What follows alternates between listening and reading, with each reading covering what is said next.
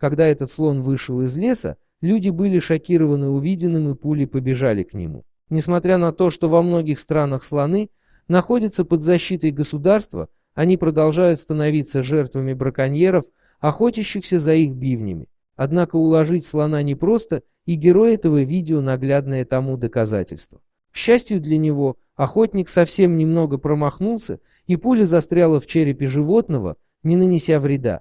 Слон испытывал невероятные мучения от загноившейся раны, пока однажды не повстречал на пути людей, которые, разглядев его рану, мигом поняли, что случилось.